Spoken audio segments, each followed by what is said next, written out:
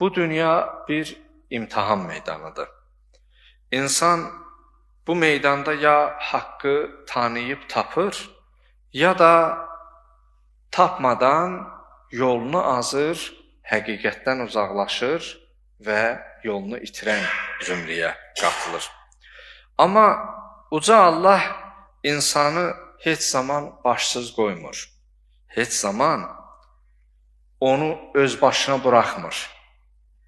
İlk öncə ona yol göstərənlər ilahi nura vəsl olan o nurları göndərmiş və bir də insana onun daxili peyğəmbəri adlanan əql nemətini ona bəxş etmiş. Demək, göylərdən yerə nur göndərmiş. Əhl-i-Beyt əleyhimussalamlar ilahi nurdan qaynaqlanıb yer üzərində nur çiliyən, nur səpən varlıqlardır. Və onlar özləri hidayət çırağına çevrilir. Yəni, ilahi nurdan nurlanaraq ətrafa nur səpirlər və üstəlik özləri də nəyə çevrilir?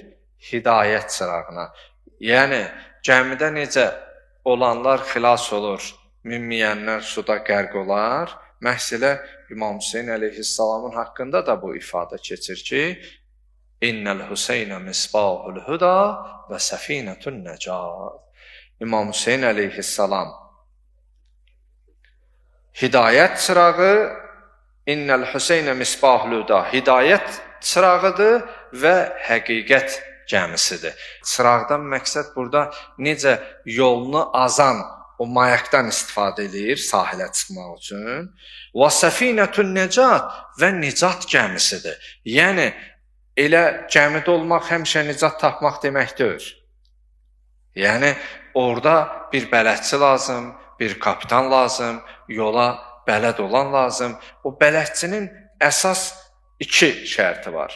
Bir, yola yaxşı bələd olmalıdır, düz tanımalıdır. Bir də düz danışan olmalıdır.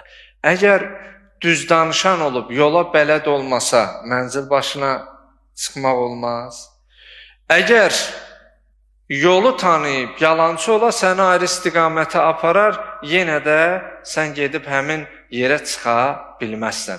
Deməli, bu mühüm iki şərt olmalıdır. Bir, yolu yaxşı tanımalıdır. Bir də ki, düz danışan olmalıdır.